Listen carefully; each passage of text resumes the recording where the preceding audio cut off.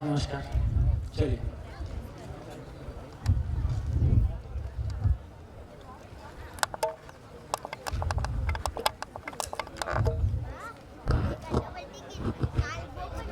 Hello.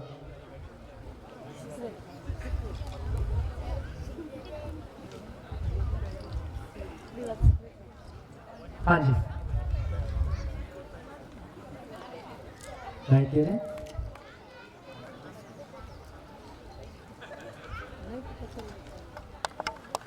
बताइए, एक बार recall कर लें कहाँ से शुरू किया था और कहाँ पहुँचे हैं। कहाँ से शुरू किया था? हाँ जी, माइक। एक क्वेश्चन है सर, हाँ थोड़ा कंफ्यूजन है। हाँ वो अभी बाहर सब बोल रहे थे स्वीकृति अस्वीकृति। एक छोटी सी बच्ची चाय के लिए बोल रही थी तो उसके पापा ने बोला कि मैं तो चाय नहीं पीता हूँ लेकिन तुझे चाय पीने की स्वीकृति है, और वो खुश हो रहे थे। मतलब मेरी बेटी आपसे बात कर रही है, आपको मालूम ही होगा वो जो बच्ची है वो। हाँ। तो सुबह बात हुई कि उसको पढ़ना नहीं है, मतलब जो करना है वो करने दो, क्योंकि हर सुख के लिए वो लोग करते हैं। तो मैंने सोचा कि चलो अगर सुख मिलता है तो स्वीकृति दे देनी जरूरी है। तो मैंने सोचा कि अब मैं स्वीकृति दे दूंगी। पहले वो 3 बजे नहीं आई तो दुख हो रहा था, फिर ये टॉपिक चला तो सोचा कि चलो कोई बात नहीं। अभी फिर से वो चली गई, उसको इंटरेस्ट है लेकिन उसको लेक्चर देखना है इसलिए वो चली गई। वो लेक्चर रात को भी देख सकती है अगर चाहे तो मैंने सोचा कि चलो मुझे सुखी होना है। स्वनिरीक्षण बोला था आपने, तो मैंने सोचा कि मुझे सुखी देना होना है तो मैंने स्वीकृति दे दी कि चल तुझे जो करना है वो कर। तो वो चली गई तो अभी मुझे दुख हो रहा है कि स्वनिरीक्षण तो मैं कर रही हूँ लेकिन ऐसा लगता है कि साथ में उसका भी हो जाए तो अच्छा है।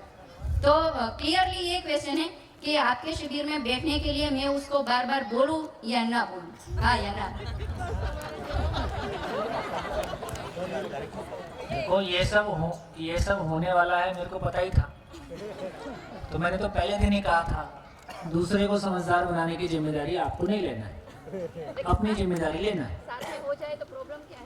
प्रॉब्लम साथ में हो जाए तो प्रॉब्लम नहीं है, पर आप ही प्रॉब्लम बन जाओ तो प्रॉब्लम है।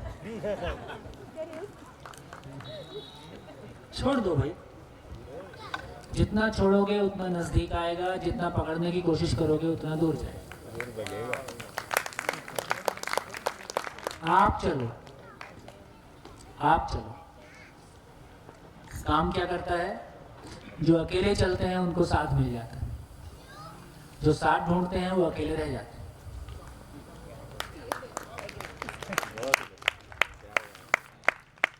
तो अपने चलेंगे सब हो जाएगा। भैया एक प्रश्न है कि जैसे समझौता की जो बात की जा रही है कि समझौता की एक लिमिट कहाँ तक, क्योंकि समझौते से परिस्थितियाँ हैंडल हो रही है और वो सिचुएशन जो विरोध की उत्पन्न हो उस विरोध को हम दबाने के लिए या उसको कम करने के लिए हम समझौता कर रहे हैं, लेकिन वो समझौते की लिमिट कहाँ तक, कब तक समझौता करें?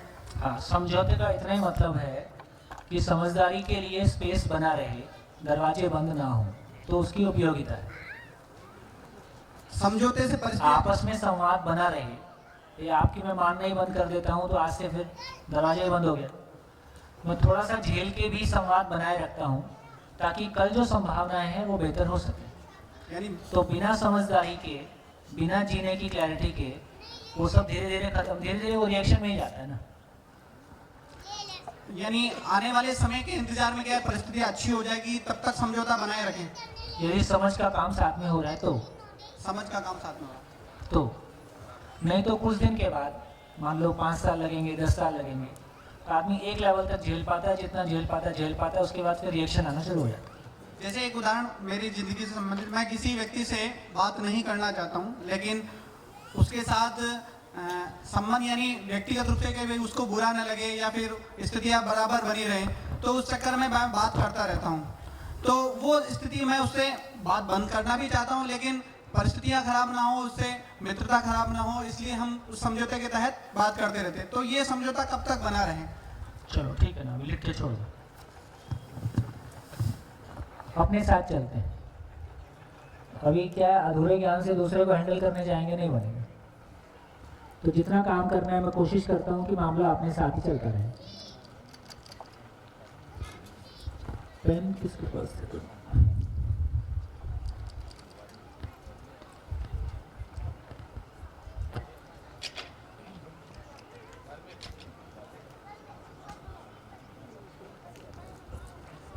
इनमें कार्ट्रिज बदलना, ये नहीं, ये खराब है, वो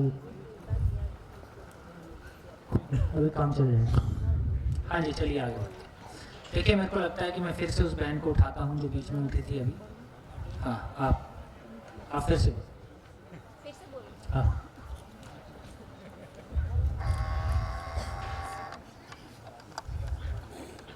सुख स्वीकृति में है, ऐसा मैंने मान लिया था, इसलिए मैंने अपनी बेटी को इजाज़त दे दी कि तुझे जो करना है कर, बैठना है तो बैठ, जाना है तो जा। लेकिन मैंने स्वीकृति दे दी, फिर भी मुझे सुख नहीं हुआ। मतलब एक तरीके से अस्वीकृति ही होगा शायद, दुख हुआ है तो उसको यहाँ बैठने के लिए बोलूँ या ना बोलूँ। मतलब स्वनिरीक्षण तो कर रही हूँ, लेकिन मुझे ऐसा लग रहा है कि साथ में उसका भी हो जाए तो अच्छा है। तो ये स्वनिरीक्षण नहीं है क्या? मैं अपने आप पे तो ले ही रही हूँ। हाँ, लेकिन ऐसा पूरा नहीं पड़ रहा है।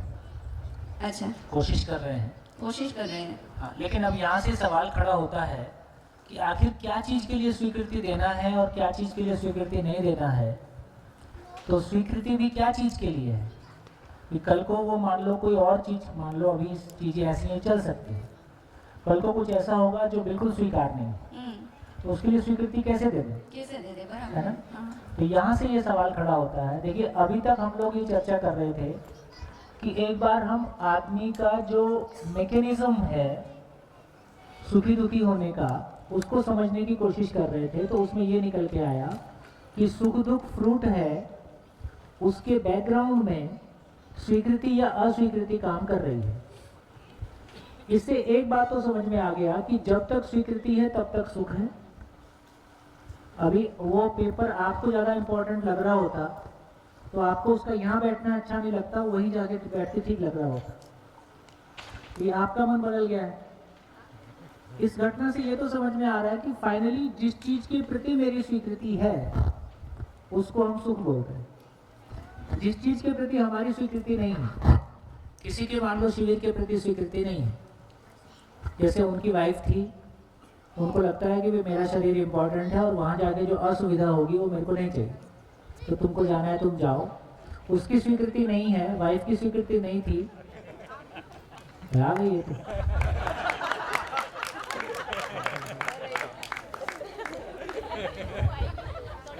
आप क्या करें? आपका आपने सभा का इतना टाइम लिया है, 2 बार। वो सही है सर, अगर घर पे पेपर होता और अगर दूसरा काम होता तो मैं मना ही करती, कोई भी काम हो पहले पेपर लिख। लेकिन यहाँ आने के बाद लगा कि नहीं, ये इम्पोर्टेंट है ज्यादा। आप कभी भी बदल देते हो, बदल देती हो आप अपना कभी भी बदल देते हो और बच्चों से उम्मीद करते हो कि तुम खिलौने जैसा हमारे अनुसार चलो। वो खिलौना नहीं है। तो यह माँ बाप को भी समझना होगा कि सामने वाला भी मेरे ही जैसा है, वो खिलौना नहीं है।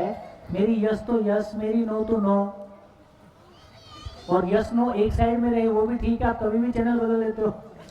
लेकिन हमें ये डर रहता है ना कि वो गलत रास्ते पे ना चले, मतलब इतना होशियार है तो कुछ नहीं। तो आपको क्या लग रहा है, माँ बाप सही रास्ते पे हैं?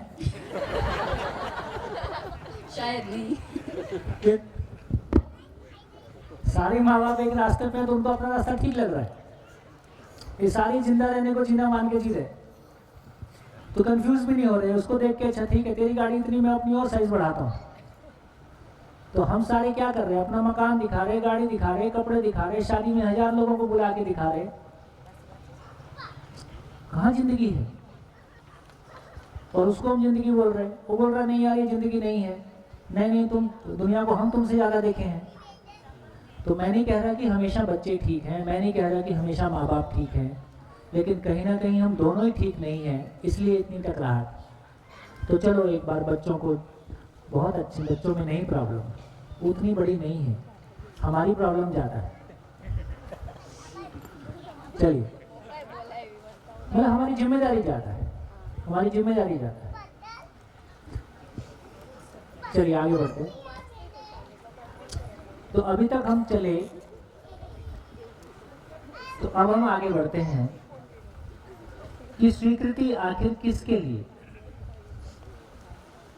स्वीकृति किसके लिए, व्यवस्था के लिए कि अव्यवस्था के लिए? तो पता चला कि व्यवस्था के लिए स्वीकृति है, अव्यवस्था के लिए अस्वीकृति ही है, उसके लिए स्वीकृति हो नहीं सकती। जैसे व्यवस्था किसको बोलते हैं?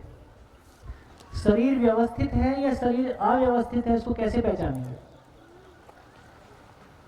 शरीर व्यवस्थित है, इसका क्या मतलब हुआ? शरीर स्वस्थ है।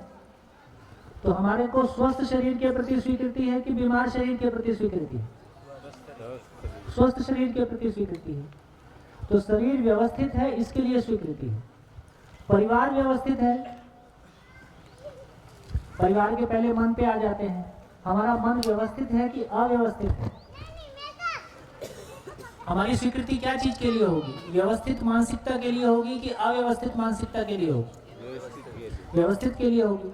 व्यवस्थित का क्या मतलब होगा? स्वस्थ हो। एक स्वस्थ मानसिकता का क्या मतलब होगा? खुश हो। इसी बात के लिए है। तो स्वस्थ मन वो है जो हर पल खुश है। हर पल जितना खुश नहीं है उतना बीमार है। तो स्वीकृति क्या चीज के लिए है? नहीं मेरे को डिप्रेशन है, मैं इसको स्वीकार लूं, ये स्वीकार नहीं होगा।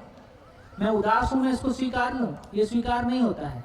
खुशी ही स्वीकार होती है, उदासी स्वीकार नहीं होती, भय स्वीकार नहीं होता है, असुरक्षा स्वीकार नहीं होती है ना? हार्मनी ही स्वीकार होती है, विरोध स्वीकार नहीं होता है। तो हमको व्यवस्था स्वीकार है, अव्यवस्था स्वीकार नहीं होता है। एक बात हमारे ध्यान में आ गई। परिवार व्यवस्थित है, इसका क्या मतलब है? परिवार व्यवस्थित है, इसका क्या मतलब है?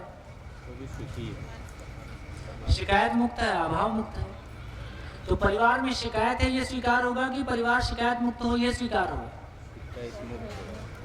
शिकायत मुक्त हो, ये स्वीकार होगा। समाज स्वस्थ है, इसका क्या मतलब है? समाज व्यवस्थित है, इसका क्या मतलब है?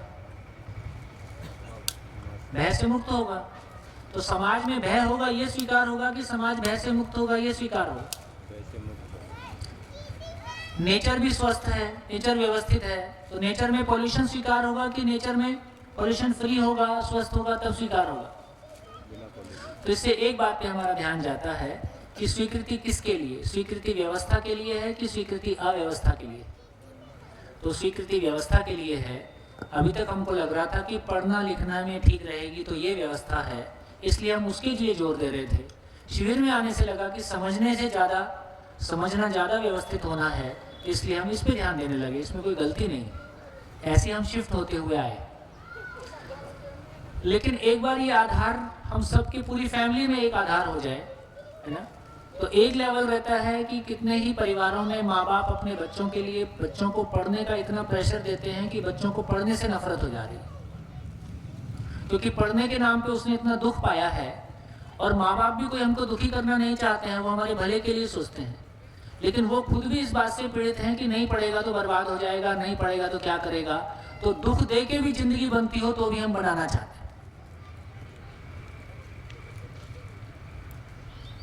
पुराने जमाने में तो मारने पीटने का बड़ा रिवाज था, देह धुनाई होती थी। आजकल तो उतनी धुनाई नहीं होती।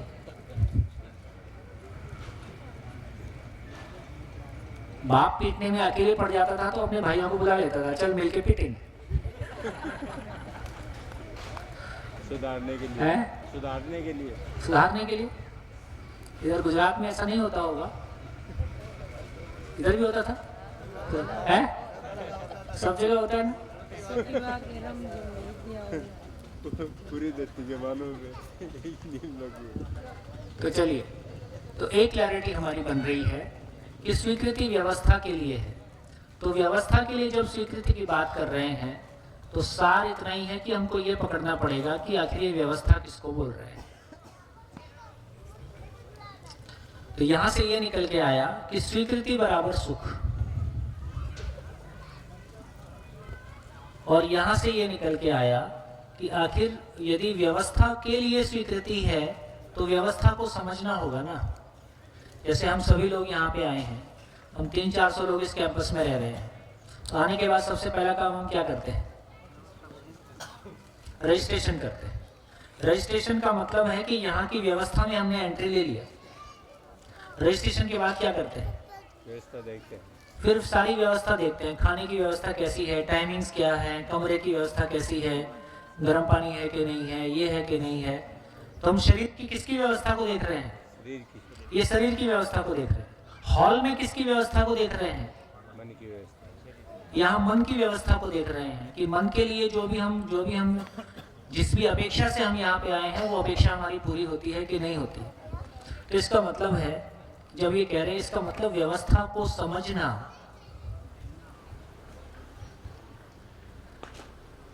व्यवस्था को समझना, समझ में आ जाए तो उसमें जीना बन जाता है, और उसमें जीना बन गया तो दूसरे को भी बताना बन जाता है।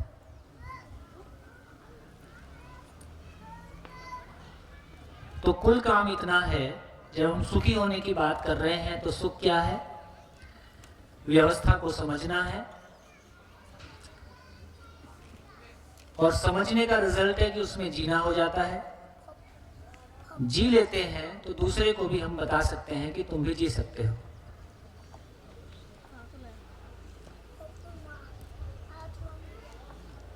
ठीक हो गया? यहां तक ठीक हो गया? लिंक फिर से पकड़ के रखो। कहां से शुरू किया था? कहां से शुरू किया था? कौन बोलेगा? कहां से शुरू किया था, कहां पहुंचे हैं? लिंक कौन बोलेगा?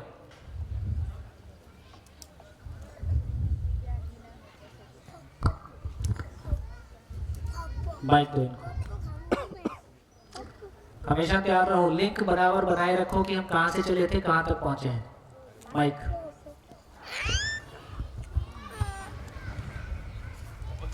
क्या जीना है और कैसे जीना है, वहाँ से चले थे। फिर सुख हमने शुरू किया था कि जिंदा रहना कल की, और मैं जीना। आज की बात कर हाँ, रही, सॉरी। हाँ पूरा बोलो। हाँ, कल की थी जिंदा रहना और जीना में जो फर्क है वो पहचाना। हाँ, फिर फिर? संवेदनहीनता, संवेदनशीलता, संज्ञानता पहचाना। फिर उसके बाद आज क्या शुरू किया? आज जीना कैसे है और क्यों जी रहे हैं, जीना क्या है और कैसे जी रहे हैं। क्यों जीना है, कैसे जीना है, फिर आया कि क्यों जीना है। हाँ, फिर आया कि जिंदा रहने में और जीना में क्या अंतर है, जो आपने बताया कि यहाँ फिजिकल नीड्स है, स्किल्स है, वो मानसिकता। फिर आया सुख दुख की स्वीकृति अस्वीकृति, और अब हम जो ले रहे हैं कि सुख। बढ़िया, कोई बात नहीं। मैं फिर से एक बार रिपीट करता हूँ, और लगातार आप ध्यान बनाए रखें कि हम लिंक कैसे जा रहे हैं। कल हमने चर्चा की थी जिंदा रहना, जीना। आज निकल के आया कि फिर जीना क्या है। जीना क्या है? तो स्वयं के प्रति विश्वास। विश्वास कहाँ से आएगा? जब क्यों जीना है, कैसे जीना है, इसका उत्तर हमारे पास होगा। क्यों जीना है, इसका उत्तर में क्या निकला? सभी कोई सुख चाहते हैं, ठीक। उसमें क्या निकला कि सुख क्या है? सुख क्या है? स्वीकृति के भाव में जीना सुख है। स्वीकृति किसके लिए है? व्यवस्था के लिए है। अब आगे किधर चलें? व्यवस्था क्या है?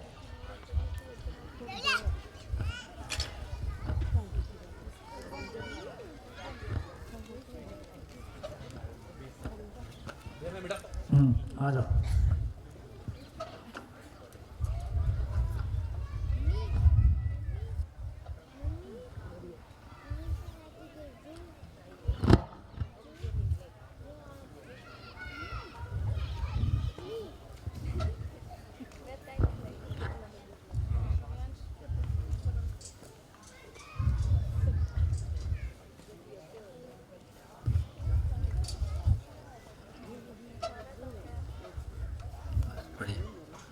हाँ जी,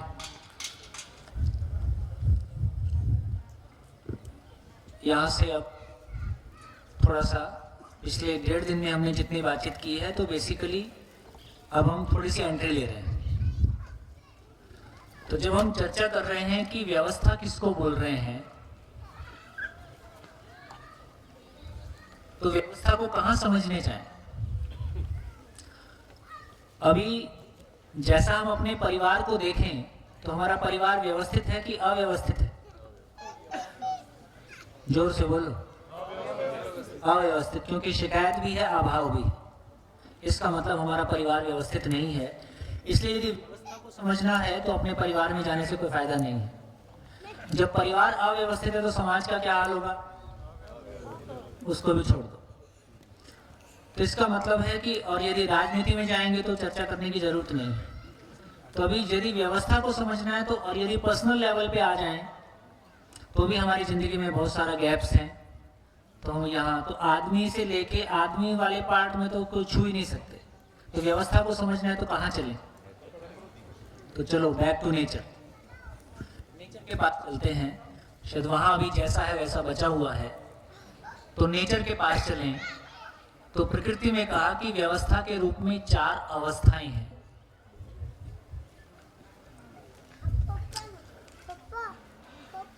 material kingdom, plant kingdom, animal kingdom. एक को बोला पदार्थ अवस्था, प्राण अवस्था वेजिटेशन, जीव अवस्था और ज्ञान अवस्था। ज्ञान अवस्था की बात कर रहे हैं तो यहाँ बेसिकली मानव की बात कर रहे हैं। प्राण की बात कर रहे हैं तो पेड़ पौधे की बात कर रहे हैं। जीव की बात कर रहे हैं तो पशु पक्षी की बात कर रहे हैं। तो इस तरह से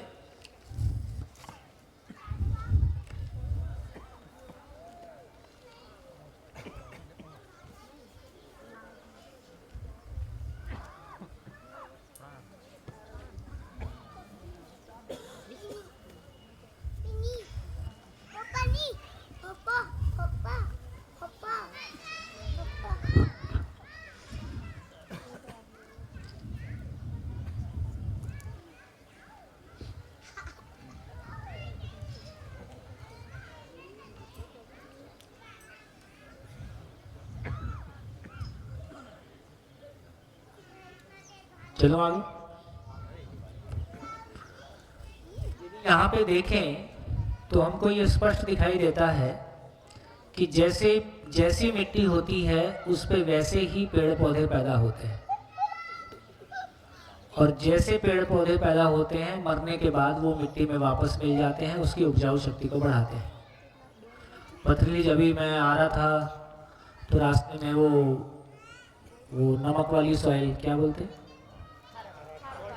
है ना, सॉल्टी है ना, हाँ उसको खारो क्या बोलते हैं, खारो पाट। तो उसमें कुछ भी उगता नहीं है। अब जैसी मिट्टी रहेगी फिर भी कुछ खट्टे खट्टे से उगे रहे थे। तो जैसी मिट्टी होगी, जैसी मिट्टी की क्वालिटी होगी उस पे वैसे ही पेड़ पौधे पैदा होंगे, और वापस वो पेड़ पौधे मिलके उस मिट्टी की उपजाऊ शक्ति को बढ़ाते हैं कि घटाते हैं, उसको और एनरिच करते हैं। पेड़ पौधे को मानव भी कंज्यूम करता है और पशु पक्षी भी कंज्यूम करते हैं, और वापस पशु पक्षी भी मरते हैं तो पदार्थ को और एनरिच करते हैं। मानव का शरीर भी मरता है तो वो और एनरिच करता है, शरीर मरता है। और पेड़ पौधे जो इनका आपस में कनेक्शन है ही है, तो इस तरह से सभी एक दूसरे को एनरिच कर रहे हैं। मानव के जिंदा रहने के लिए जो कुछ भी जरूरी है वो पेड़ पौधों से भी मिलता है, पदार्थ से भी मिलता है और पशु पक्षी से भी मिलता है। एक साइकिल हमको दिखाई देती है।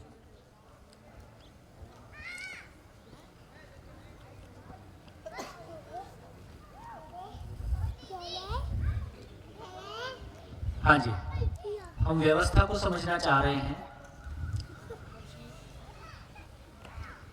यदि पदार्थ को देखेंगे तो पदार्थ का आचरण हमको निश्चित दिखाई देता है कि अनिश्चित दिखाई देता है?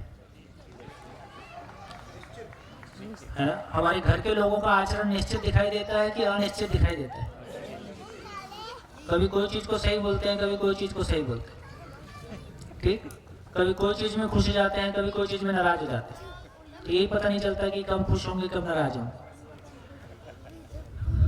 हम सबका मूड अब घर में तो ये स्थिति रहती है कि एक दूसरे से एक ही छत के नीचे बात करने के लिए मुहूर्त की तलाश करनी पड़ती है।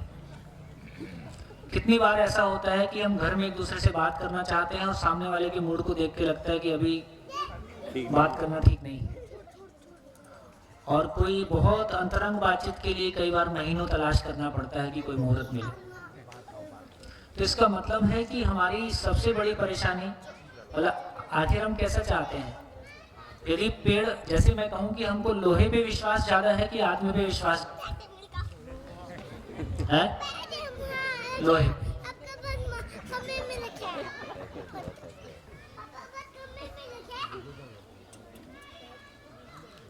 नमस्कार, क्या हो गया? दे दो भाई, मत तंग कर। ऐश कर, ऐश। हाँ जी, हम लोहे पे क्यों विश्वास कर पाते हैं, आदमी पे क्यों नहीं कर पाते? लोहे का आचरण जानते हैं। है? माइक।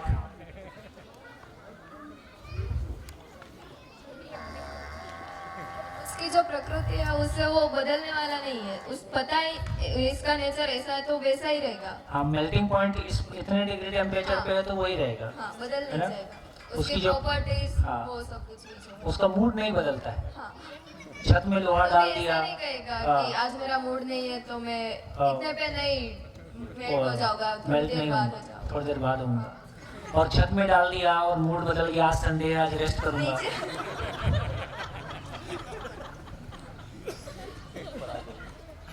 इसका मतलब है कि उसके आचरण की निश्चितता है, सूरज के आचरण की निश्चितता है ना?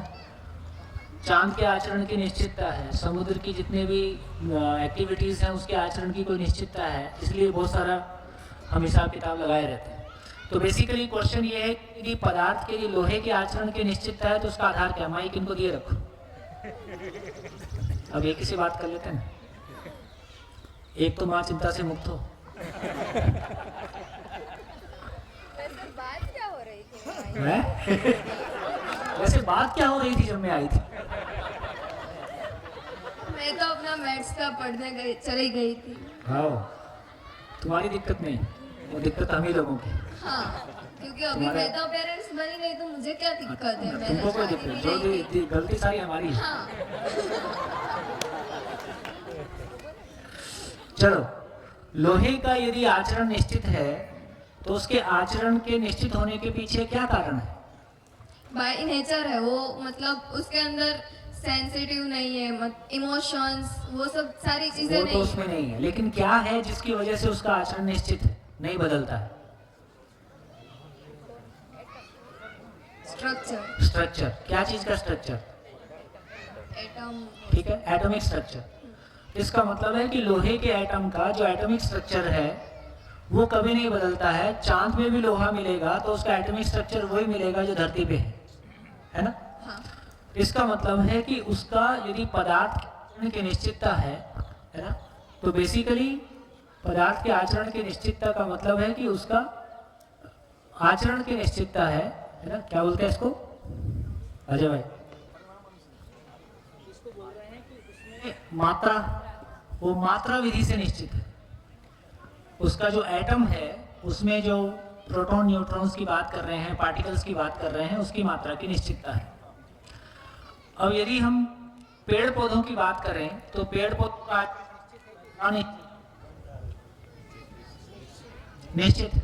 निश्चित है, पेड़ पौधे के आचरण क्यों निश्चित है? क्योंकि उनका जो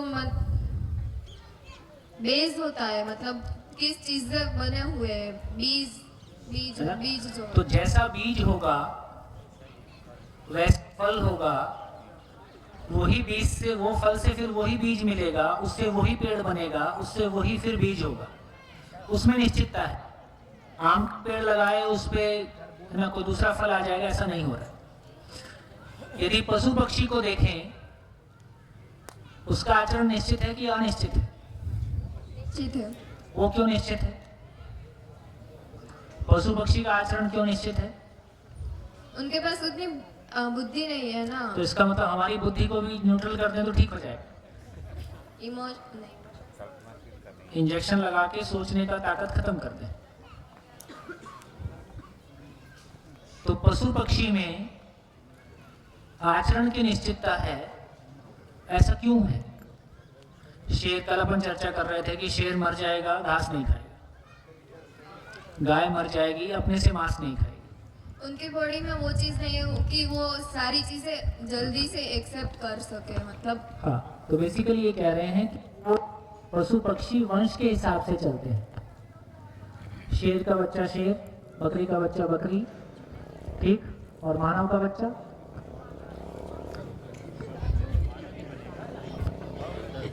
ये तो मानव ही, शरीर से मानव है। दिमाग से तो असुर भी हम हो अभी सकते हैं। आकार से मानव हैं कि आचरण से मानव हैं? हम आकार से मानव हैं कि आचरण से मानव हैं? आकाश हम आकार से तो मानव है, आचरण के बारे में बहुत प्रॉब्लम है। लेकिन पशु में ये प्रॉब्लम नहीं है। शेर का बच्चा शेर ही होगा, उसका आचरण वैसे ही होगा, बकरी का बकरी ही होगा, चीते का चीता ही होगा, है ना, कुत्ते का कुत्ता ही होगा। लेकिन मानव के बच्चे का आज आकार तो मानव के जैसा ही होगा, लेकिन आचरण कहा नहीं जा सकता। बदल सकता है, बदल सकता है, और वो कितना भी बदल सकता है ना। वो जीने मरने के लेवल तक, प्यार करने से लेके और मारने के लेवल तक सब कुछ जा सकता है। इतना वेरिएशन उसमें हो सकता है। तो लेकिन यहाँ पता चलता है फिर मानव के साथ ऐसा क्यों है। यहाँ वंश है, मानव के साथ ऐसा क्यों है? क्योंकि इसका मतलब है कि यदि मानव के साथ वंश होता तो इंजीनियर का बेटा इंजीनियर होता, डॉक्टर का बेटा डॉक्टर होता, लेकिन ऐसा नहीं है ना। इसलिए हमारा जाति परंपरा जो कभी बना, तो ब्राह्मण का बेटा ब्राह्मण कर्म से नहीं है, नाम से है। पहले था ऐसा कि राजा का बेटा ही राजा बनता है, लेकिन हाँ, अब लेकिन ऐसा नहीं वो है। ठीक नहीं था, इसलिए उसको हमने गिरा दिया। हाँ। वो परंपरा ठीक नहीं थी, इसलिए उसको हमने गिरा दिया। इसका मतलब ये हुआ कि मानव वंश विधि से नहीं चलता है, मानव समझ विधि से चलता है, संस्कार विधि से जैसा समझता है वैसा जीता है। हेलो हेलो, नमस्कार नमस्कार, हेलो, क्या बैठेगे? हेलो। इसका मतलब है कि मानव वंश विधि से नहीं जीता है। हम क्या सोच के जी रहे हैं? देखो कितना कितनी एक पिक्चर सामने आएगी। कितने लोगों ने सुना है कि शादी क्यों करना है? वंश बढ़ाने के लिए। कितने लोगों ने सुना है ये आंसर? कितने लोगों ने सुना है कि शादी क्यों करना है? वंश बढ़ाने के लिए। ये वंश बढ़ाना मानव का काम है कि पशु का काम है? ये मानव का काम ही नहीं है, क्योंकि वंश बढ़ा के हमको तृप्ति नहीं मिली है, और वंश से ही प्रॉब्लम है, और वंश को हमसे प्रॉब्लम है।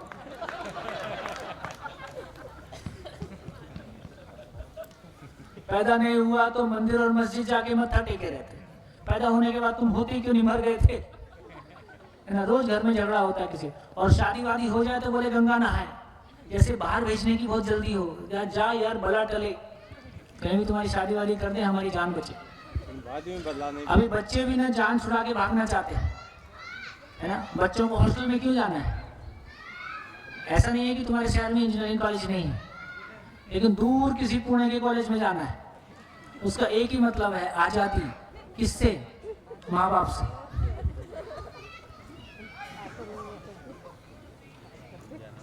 फिर माँ बाप और मैं ऐसे कई माँ बाप को जानता हूँ जो इंतजार कर रहे हैं कि उनके बच्चे कब हॉस्टल में चले जाएं, क्योंकि वो भी उनसे तंग हो गए।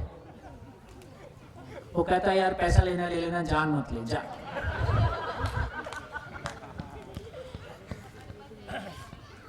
क्या हो गया? क्या गलती हो गई? क्या गलती हो गई? पहले आपने बोला था ना कि गैप बढ़ गया है वो चीज़ से। क्या गलती हो गई? पर मन से मान बैठे। हमने मानव की व्यवस्था और पशु की व्यवस्था को एक ही जैसा माना। देखो साइंस में भी यही प्रॉब्लम है। साइंस में भी मानव और पशु का कैटेगरी में अलग अलग बहुत हम नहीं डाल रहे हैं। बेसिक कैटेगरी जो हम डाल रहे हैं उसको और आगे समझेंगे, लाइफ ही बोलते हैं, तो उसको और आगे समझ। लेकिन ये कैटेगरी है कि यदि मानव एक अलग एंटिटी है, वो जैसा मानता है वैसा जीता है। जिसको दोस्त मान लेता है उसके लिए दोस्त जैसा जीता है, जिसको दुश्मन मान लेता है उसके लिए दुश्मन जैसा, और कभी भी बदल सकती है। हेलो,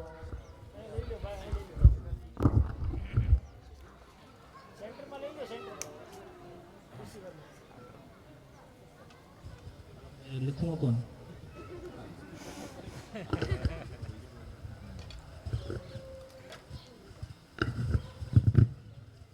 तो यहाँ से ये समझ में आया कि संस्कार का मतलब है कि मानव वंश से नियंत्रित नहीं है। तो बेसिकली मानव का शरीर वंश से नियंत्रित है। दो चीजें मानव में अलग अलग हो गई। मानव का शरीर मानव के जैसा ही होगा, इसमें आप कुछ नहीं कर सकते। इसका मतलब है कि वो वंश से नियंत्रित है। लेकिन मानव का आचरण किसके जैसा होगा? जैसा वो समझेगा वैसा जिएगा, जैसा वो मानेगा वैसा जिएगा। इसका मतलब हो गया कि ये अलग टाइप की चीज हो गई। यहीं पे सारी प्रॉब्लम शुरू हो गई। तो ऊपर से देखते हैं तो कोई प्रॉब्लम नहीं है। पदार्थ मात्रा विधि से, पदार्थ का आचरण मात्रा विधि से नियंत्रित है। पेड़ पौधे का आचरण बीज विधि से नियंत्रित है। पशु पक्षी का आचरण वंश विधि से नियंत्रित है। हमने मानव को भी वंश मान लिया। यहां से मामला पटरी से उतर गया। मानव वंश विधि से संचालित नहीं है, इसलिए वंश बढ़ाना मानव का काम नहीं है, इसलिए शादी असफल हो गई।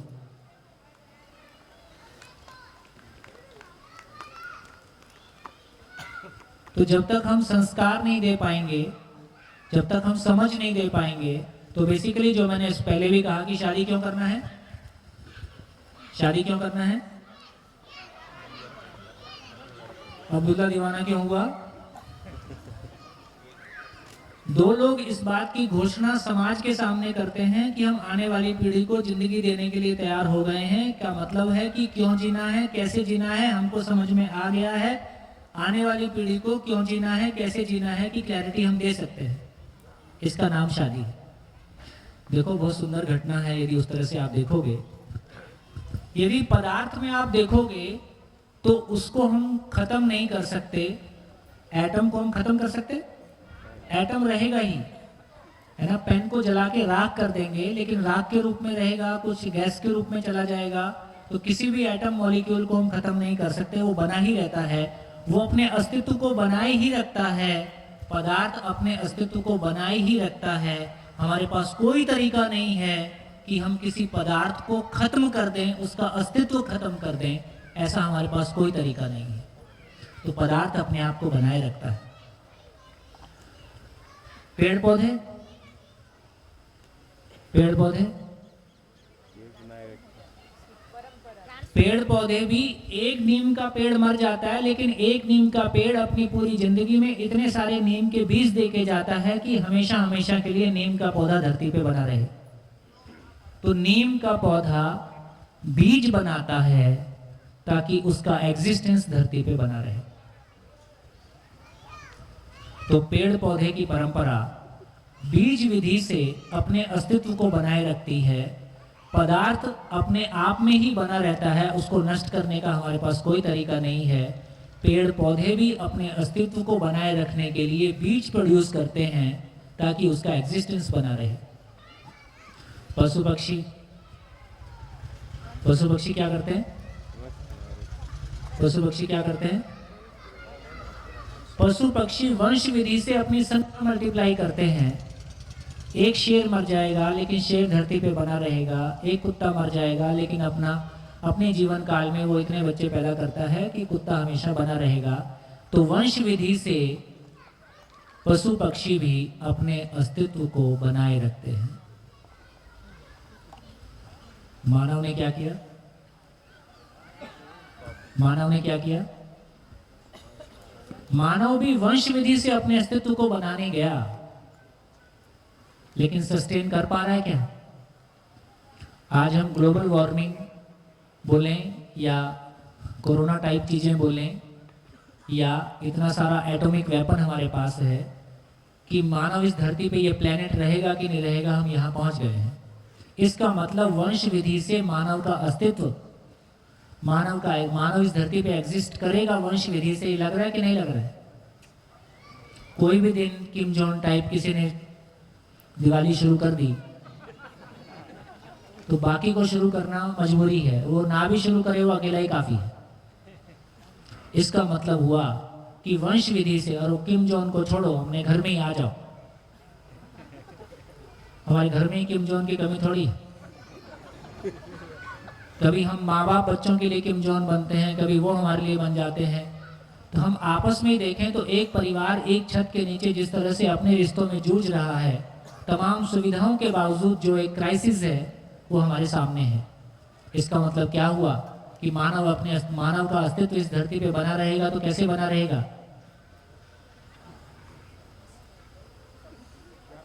कैसे बना रहेगा?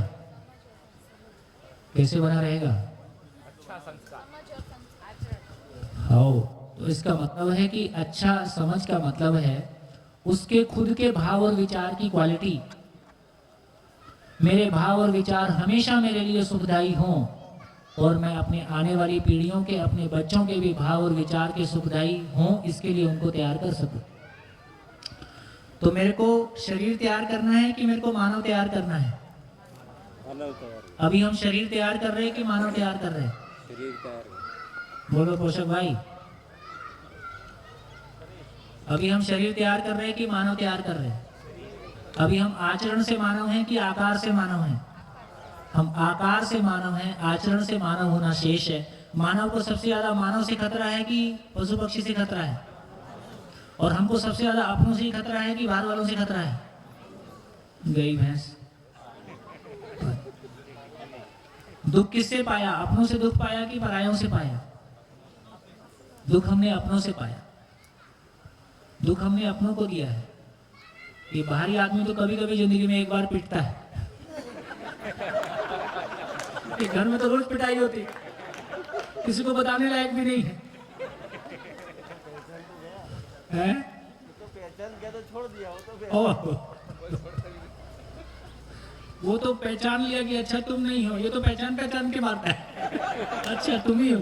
कभी कभी तो पता ही नहीं चलता कि किस चीज का बुरा लग गया। हाँ, कभी तो ये भी पता नहीं चलता कि क्या चीज का बुरा लग गया। बहुत प्रॉब्लम है भाई, ये आपके बारे में नहीं कह रही है, जनरल कह रही है। बहुत प्रॉब्लम है, हस्बैंड वाइफ की बहुत प्रॉब्लम है। नहीं पता चलता यार क्या चीज से नाराज हो गए, भी बता तो दे यार। फिर भी आशा रहती है हसीना मान जाएगी। बहुत प्रॉब्लम। और उससे भी बड़ी प्रॉब्लम ये है, माइक लियो। और उससे भी बड़ी प्रॉब्लम ये है कि वो चाहते हैं कि हम उससे पूछे, लेकिन वो भी चाहते हैं कि वो बताए नहीं। बताना नहीं है, लेकिन चाहते हैं कि पूछते पूछो रहो। मुझे क्या प्रॉब्लम है। हाँ, नहीं पूछा तो नहीं पूछा। बहू का बहुत प्रॉब्लम, सास से पूछा नहीं क्या बनाऊं, रोज पूछती हूँ। पूछा नहीं तो पूछा नहीं, अब पूछे तो प्रॉब्लम, नहीं पूछे तो प्रॉब्लम। तो इतना सारा ये जो कॉम्प्लिकेशन है, तो बेसिकली ये समझ में आता है कि ये वाला पार्ट हमारा खाली है। तो मानव की व्यवस्था को हमने नहीं समझा, मानव की व्यवस्था को हमने नहीं समझा। तो मानव जब भी पैदा होता है तो किसी परिवार में पैदा होता है। परिवारों के समूह को हम समाज बोलते हैं, पूरी धरती के सारे परिवार के रूप में सब बोलते हैं।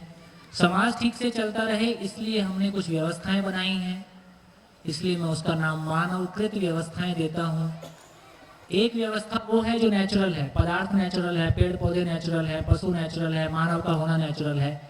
लेकिन क्या चीजें हैं, जो क्या व्यवस्थाएं हैं जो मानव ने बनाई हैं, है ना? तो बेसिकली देखा जाए तो ये एजुकेशन सिस्टम मानव ने बनाया, और क्या बनाया, ये प्रोडक्शन बनाया, है ना? पूरा राजनीति, पॉलिटिकल सिस्टम की बात करें, धर्म की बात करें, है ना, न्याय की बात करें, मार्केट की बात करें, ये सारे मानव के द्वारा बनाई हुई चीजें हैं। परिवार भी देखें तो एक तरह से मानवकृत है। अब सारियों को ऊपर का हाल कैसे देखें? ऊपर का हाल देखें तो ये जब जहां तक मानव की एंट्री होती है वहां तक सब कुछ ठीक ठाक है। पेड़ पौधे और पदार्थ में कोई दिक्कत, पेड़ पौधे और पशु पक्षी में कोई दिक्कत, पेड़ पौधे पदार्थ और पशु पक्षी में कोई दिक्कत।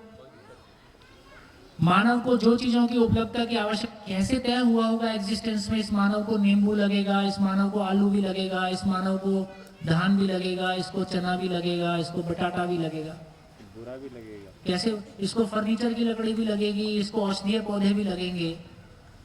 कैसे पता होगा नेचर को?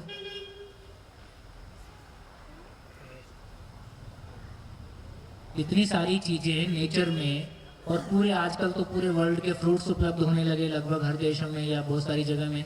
कितनी तरह के फ्रूट्स, कितनी तरह की तमाम चीजें, कैसे नेचर में इतनी सेटिंग हुई होगी।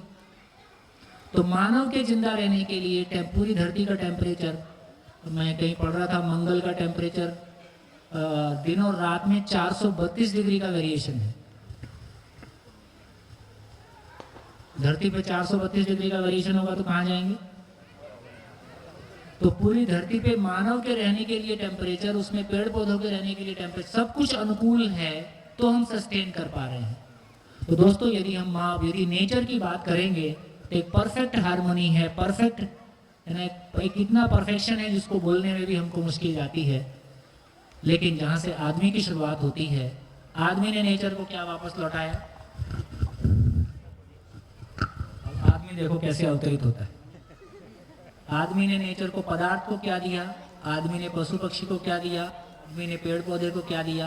तो तीनों मिला के एक नाम दिया, ग्लोबल वार्मिंग।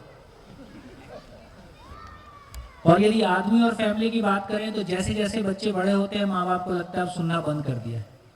बच्चों को लगता है ये हमको समझते नहीं है। Common problem. अधिकांश पतियों को लगता है कि उनकी पत्नियां उनको समझती नहीं, और अधिकांश पत्नियों को लगता है कि पति समय नहीं देते। कोरोना काल में सारे भ्रम टूट गए। पति घर पे ही था, जा भी नहीं सकता था कहीं बाहर, तो घरेलू हिंसा बहुत बढ़ी।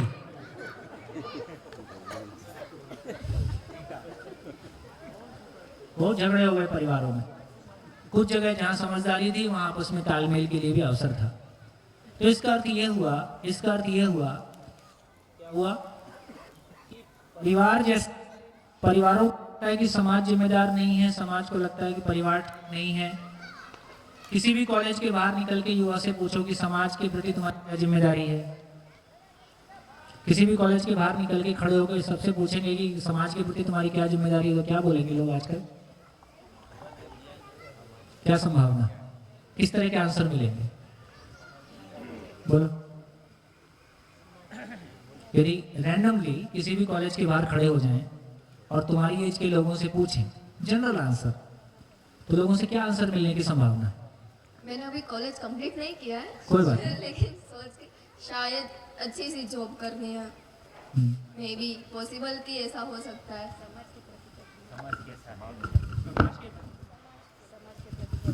समाज के प्रति तुम्हारी क्या जिम्मेदारी?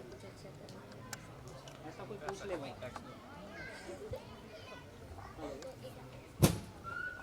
हेलो। जो भी हो सके वो अच्छा करे। मतलब देखो, अभी मैंने ये सोचा है, अभी मैं एक स्पोर्ट्स प्लेयर हूँ, ठीक है? क्या खेलती हो? जिम्नास्टिक्स। हाँ। हाँ, तो मतलब मैं नेशनल लेवल तक तो खेलती हूँ। तो मैंने सोचा था कि शायद मैं इसमें आगे बढ़ूँ, लेकिन मुझे प्लेटफॉर्म जो मिलना चाहिए वो मिला नहीं है सूरत में। एपरेटस, मतलब ये गेम भी ऐसी है कि इसमें आपको एपरेटस और कोच दोनों अच्छे चाहिए। अगर किसी में भी प्रॉब्लम है तो आपको इंजरीज ज़्यादा आ सकती है। तो मतलब मेरा ये गोल बन चुका है कि मैं कुछ ऐसा करूँ लाइफ में कि जिससे पूरे कंट्री के हर डिस्ट्रिक्ट में एक बड़ा स्पोर्ट्स कॉम्प्लेक्स हो, जिसमें सारे स्पोर्ट्स हो। ऐसी बात नहीं है कि सिर्फ मुझे ही इसमें आगे करना है। मतलब कोई भी प्लेयर है जो एक बार गेम से जुड़ जाता है ना, तो फिर उसे होता ही है कि नहीं, मतलब अच्छा है या उतना अच्छा नहीं भी है, लेकिन फिर भी उसे लगता है कि नहीं, मैं मेहनत करके इसमें मेडल लाऊं, कुछ भी। तो मैंने ये सोचा है कि मैं ये करना चाहती हूँ कि कभी किसी को ये मतलब कमी ना हो, जिसकी वजह से वो उसे ऐसा लगे कि काश मेरे पास ये होता तो मैं अच्छा परफॉर्मेंस दे सकती। तो मैंने पीछे कुछ कहना चाह रहा तो मैं रिसेंटली कॉलेज से ग्रेजुएटेड हूँ और अभी जॉब कर रहा हूँ। तो मोस्ट ऑफ अस हम लोग आपस में डिस्कस किए कि ये सोसाइटी वो सब क्या है। तो हम सब जो हमारा एजुकेशन सिस्टम है इंक्लूडिंग कॉलेज एंड स्कूल, हम उसको गाली देते हैं कि ये मतलब हम लोगों को कुछ मिला नहीं खास। और आगे जो है हम सिर्फ अपनी पर्सनल खुशी, सेल्फिश और सेल्फ एसेंट्रिक है, और हमें समाज से बेसिकली कुछ लेना देना नहीं है। बस हमारी प्रॉब्लम सॉर्ट हो जाए, हमें उससे ऊपर कुछ नहीं चाहिए। जनरल ऐसा है, अच्छा किसी का हो ही सकता है, लेकिन जनरल रिसेप्शन ऐसा आता है। इसका मतलब है कि वहां भी कुछ, और समाज को क्या लगता है बच्चे कैसे हैं, उनको लगता है सब हाथ से निकल गए, इनका कुछ नहीं हो सकता, ठीक, इनसे बात करना भी मुश्किल है। तो इस तरह से समाज को क्या लगता है कि सारे हमारे सिस्टम्स कैसे हैं। हेलो, एक मिनट मैं इसको पूरा कर दूं। पिछले 40 सालों के सफर को देखें तो हमारी तमाम मानवकृत व्यवस्थाओं के प्रति हमारा विश्वास बढ़ रहा है कि घट रहा है? जैसे पुलिस के प्रति विश्वास बढ़ रहा है कि घट रहा है? राजनीति के प्रति, शिक्षा के प्रति, धर्म के प्रति, यदि सारी, इवन फैमिली के प्रति, इन सारी चीज़ों को देखते हैं तो हमारा विश्वास घटता हुआ दिखाई देता है। और इन व्यवस्थाओं का भी आदमी के प्रति विश्वास, तो मैं सिर्फ इतना ही कहना चाहता हूँ कि आदमी की एंट्री ऐसे होती है जैसे विलेन की एंट्री होती है। जहाँ तक नेचर है वहाँ तक सब कुछ ठीक दिखाई देता है। मानव की बात करते हैं तो मानव का नेचर के साथ जीने का मतलब ग्लोबल वार्मिंग, मानव का मानव के साथ जीने का मतलब फैमिली वार्मिंग। तो संसार में दो ही प्रॉब्लम है, ग्लोबल वार्मिंग और फैमिली वार्मिंग। और ये ग्लोबल वार्मिंग, फैमिली वार्मिंग अनपढ़ लोगों के कारण है कि पढ़े लिखे लोग के कारण है? जोर से बोलो। और तो इनको विकसित कहें कि अविकसित कहें, है ना? अब धीरे से ये हमारे ध्यान में आता है। देखो पिछले 5 साल में अमेरिका का जो ग्लोबल स्टेटस था वो लगभग खत्म होने की स्थिति में आ गया, है ना? पिछला 5 साल जैसा चला अमेरिका का, जो उसका एक दबदबा था, जितनी बड़ी इमेज थी, अब वो इमेज निकल गई। जो भी कुछ ब्लैक एंड वाइट के जो राइट्स हैं, तमाम जो बहुत सारी बातें हैं, तो लगभग जैसे जैसे हम आगे बढ़ रहे हैं, यदि 10 साल पहले बात करोगे तो मानवतावादी मतलब ह्यूमैनिटेरियन व्यूज़ की सम्मान ज़्यादा था। अब लगभग सभी देशों में राष्ट्रवाद की कल्पनाएं काफ़ी तेज़ी से हैं। अपने लिए सोचो, दूसरों के लिए वर्ल्ड वाइड सोचने की बहुत ज़रूरत नहीं है।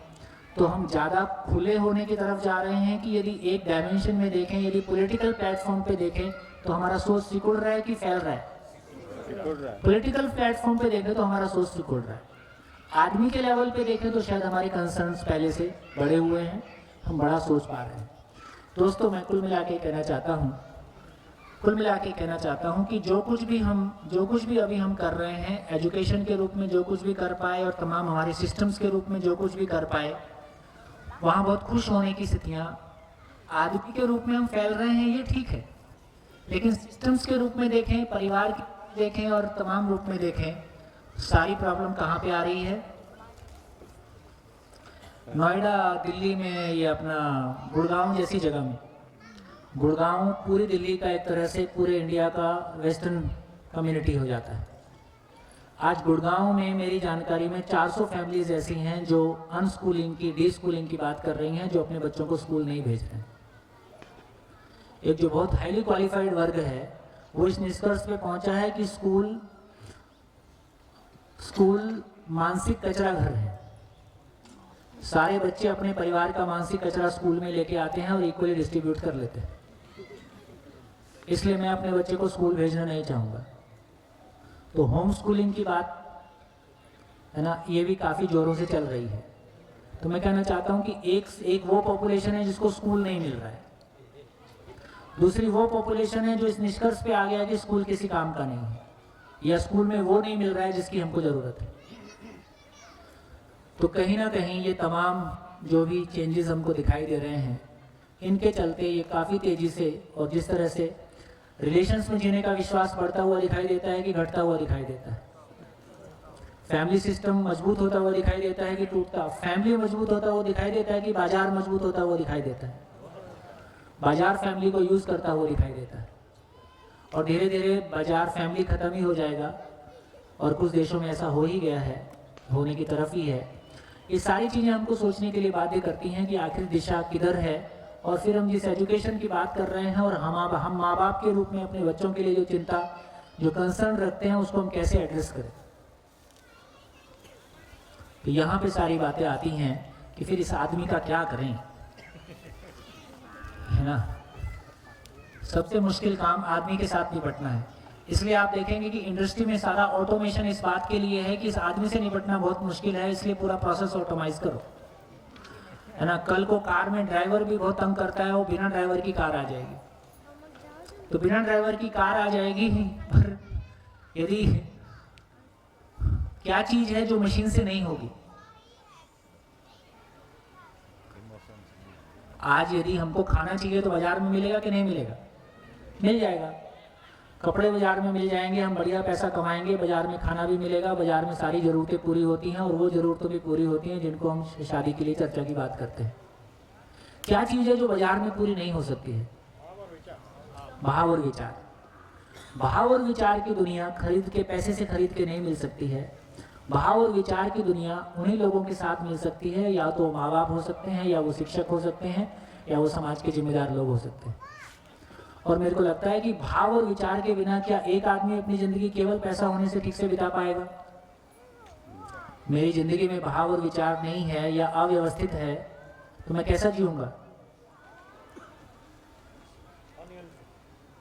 मेरा आचरण कैसा होगा? मेरे संबंध कैसे होंगे?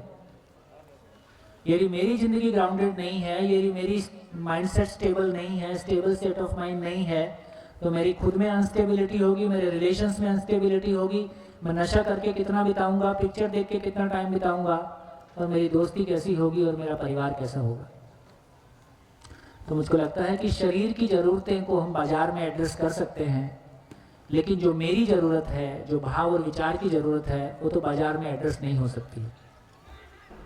यहाँ हमारा इस बात पर ध्यान जाता है कि आखिर ये क्या हुआ, क्या हुआ, क्या हुआ? मानव समझ में नहीं आए, मानव को हम एड्रेस नहीं कर पा रहे। क्या पकड़ में आया अभी तक सारी चर्चा में? इन सब में सबसे विकसित इकाई कौन सी है? और सबसे ज्यादा बेहाल किसका है? तो इसका मतलब है कि आज अभी मैं किन्हीं लोगों से बात कर रहा था, तो अभी न्यूजीलैंड में, शायद आप ही बता रहे थे, अजय भाई शायद बता रहे थे कि न्यूजीलैंड दूसरा देश है जिसने ग्रॉस नेशनल हैप्पीनेस डिक्लेयर करने की तरफ आगे बढ़ रहा है। अभी भूटान पूरे विश्व में एकमात्र देश है जो कि ग्रॉस नेशनल हैप्पीनेस की बात करता है। बाकी अधिकांश देश जीडीपी, देश के विकास का सूचकांक जीडीपी है। जीडीपी का मतलब है अमीरी कितनी है, मोटे रूप में ऐसा मान लो।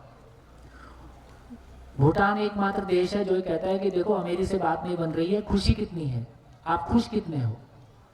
भूटान छोटा देश है इसलिए उसकी ज़्यादा कोई सुनता नहीं है, लेकिन न्यूजीलैंड उसकी तुलना में थोड़ा वर्ल्ड में उसकी कोई अपनी जगह है, जैसे G20 में भी है या और भी कहीं जहाँ भी होगा।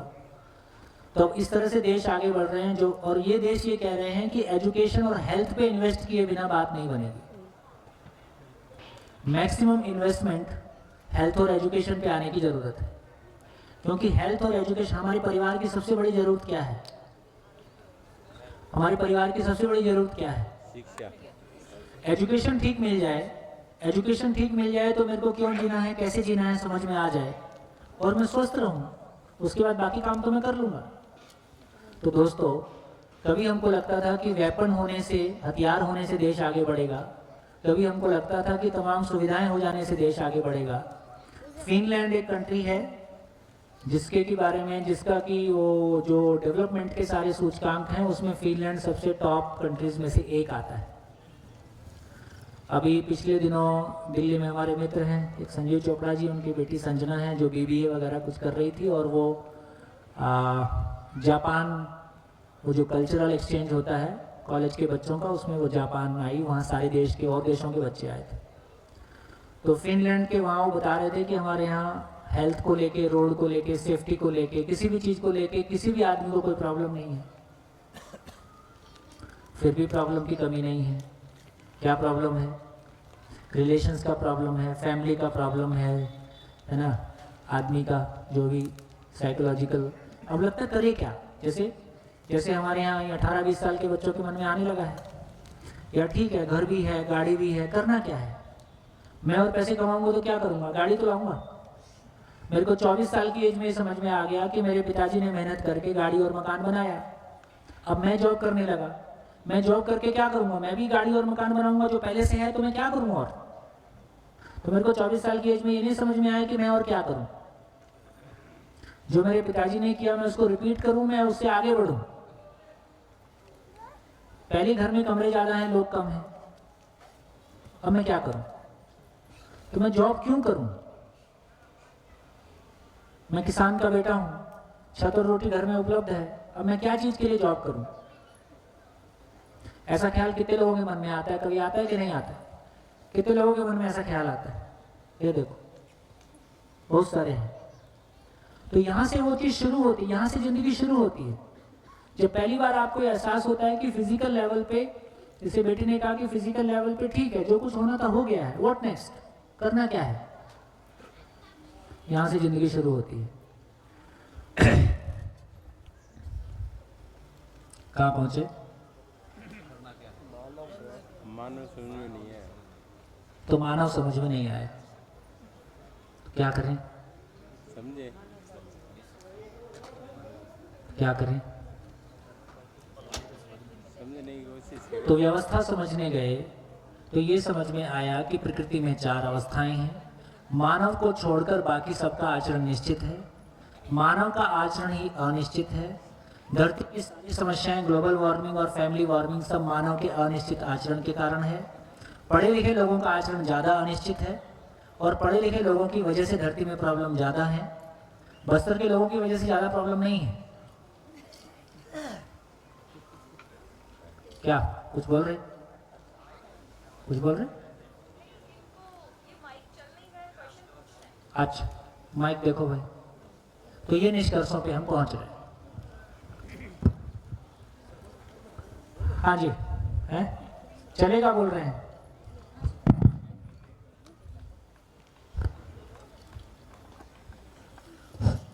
सोम जी, एक्चुअली मैं लास्ट आई थिंक जब से हमने शुरू किया है व्यवस्था के ऊपर, कमिंग बैक टू जीव और प्राण, तो उसमें आजकल क्रॉस ब्रीडिंग हाँ। बहुत ही फेमस है, राइट? और जीएमओ। तो वैसे तो I mean there is nothing change, right?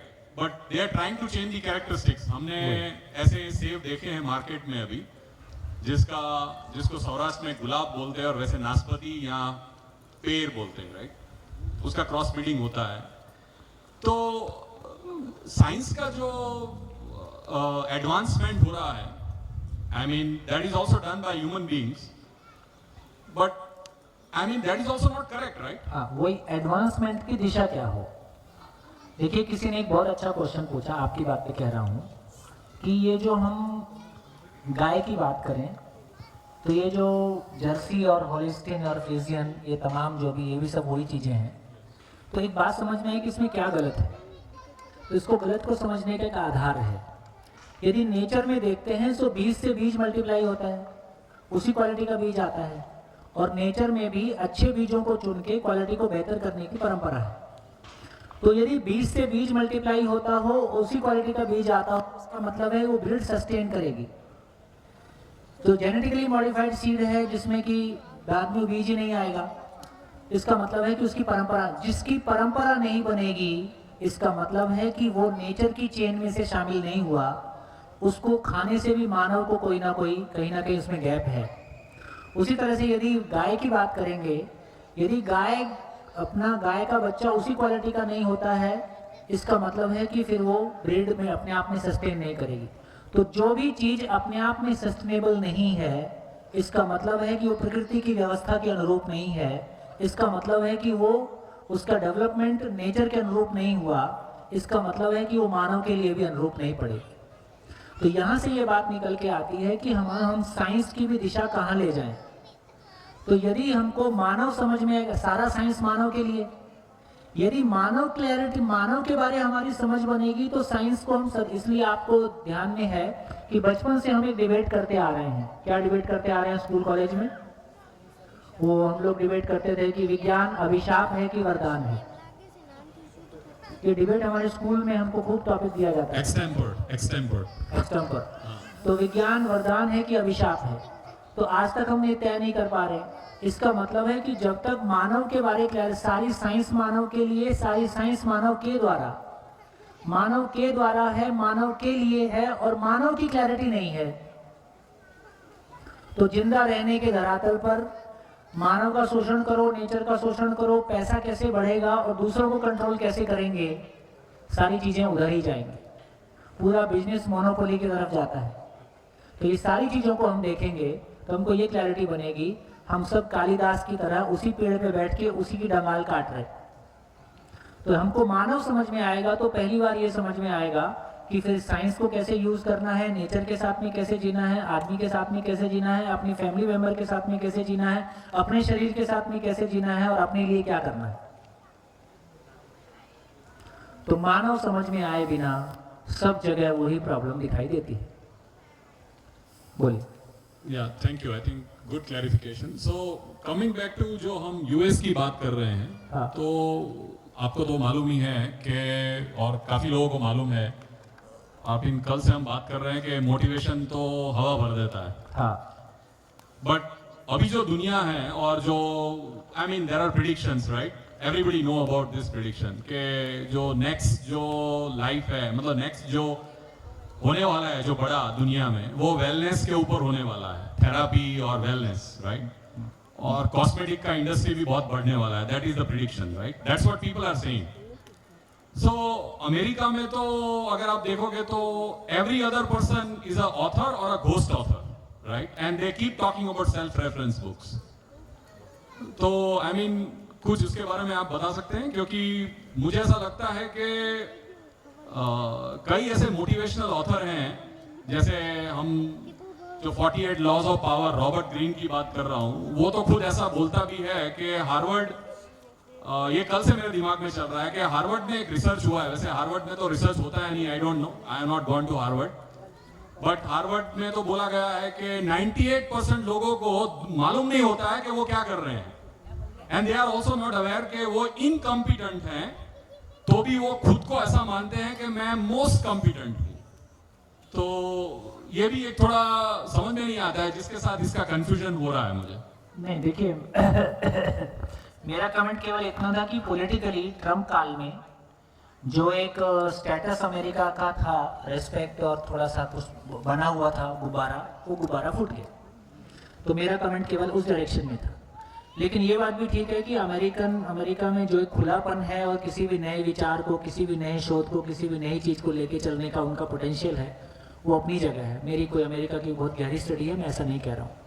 लेकिन ये क्लैरिटी अब हमारी ज़रूर बनती है कि ये जो भी सारी बातें आ रही, अब तो हमको ये क्लियर हो रहा है कितने प्रतिशत लोग जिंदा हैं और कितने प्रतिशत लोग जी रहे हैं। अब तो ये क्लैरिटी बनती है। Yes. तो अब इसमें कहने की ज़रूरत नहीं है। और जो लोग थॉट को बेच के पैसा ही कमा रहे हैं, उनकी भी क्लैरिटी उतनी ही है।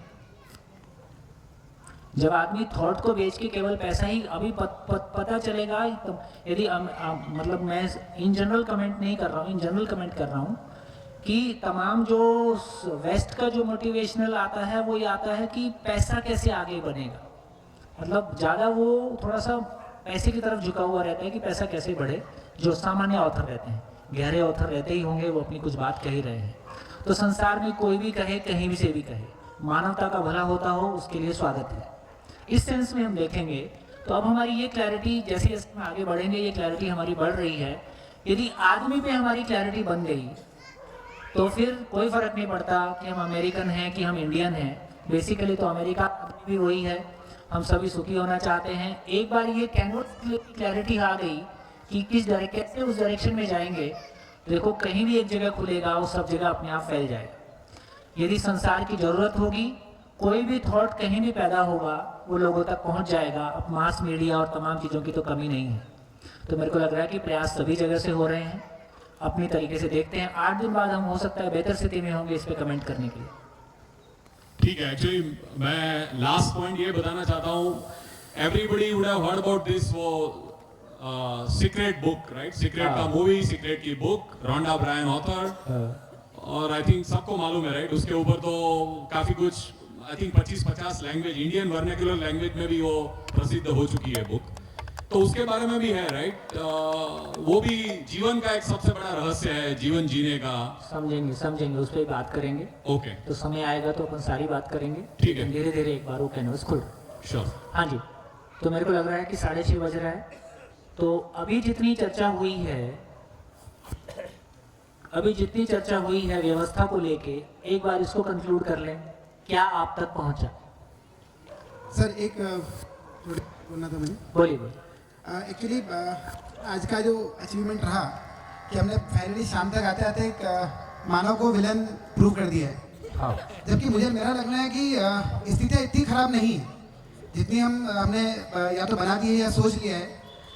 कल से हमने 2 रिश्तों का बहुत मजाक उड़ाया है, कल से लेके अभी तक, एक पति पत्नी का और एक सास बहू का। पर मान के चलिए स्थितियाँ इतनी बुरी भी नहीं है। अगर पति पत्नी में झगड़ा हो भी जाए ना, शाम को अगर पति 1 घंटा भी लेट आए तो पत्नी को चिंता हो जाती है। और पत्नी का मूड अगर थोड़ा भी खराब है तो पति का मन भी ऑफिस में नहीं लगता है। जो अगर कोई सास भी है, अगर वो सास को थोड़ी भी तकलीफ है तो सेवा उसकी बहू को ही करनी है। और बहू का जब बच्चा होता है, जब इस टाइम होता है, तो जितनी सेवा उसकी सास करती है कोई भी नहीं कर सकता। तो हमारे यहाँ रिश्तों की हालत इतनी खराब नहीं जितनी या तो आप दिखा रहे हैं या इस ट्रेनिंग का शायद रिक्वायरमेंट होगा। जब तक विलन प्रूव नहीं करेंगे वो हीरो बना नहीं पाएंगे उसको।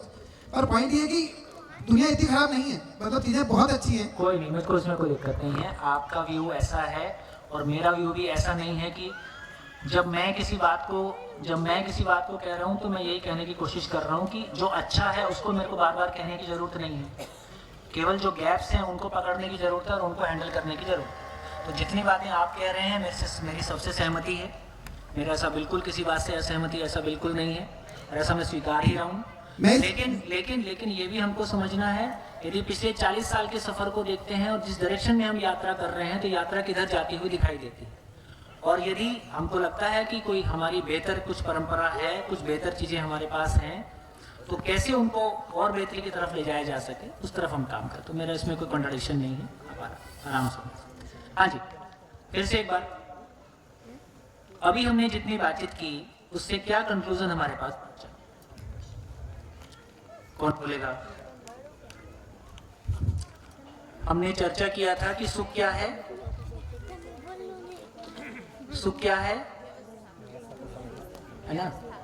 व्यवस्था को समझना सुख है, क्योंकि हमारी स्वीकृति किस बात के लिए है? व्यवस्था के लिए स्वीकृति है, अव्यवस्था के लिए स्वीकृति नहीं है। तो व्यवस्था किसको बोल रहे हैं तो वो समझने के लिए हमने थोड़ी सी बातचीत की है। इसमें क्या कंक्लूजन्स आप तक पहुंच रहे हैं, 1-2 लोग शेयर कर दो, फिर हम इसको वाइंड अप करेंगे।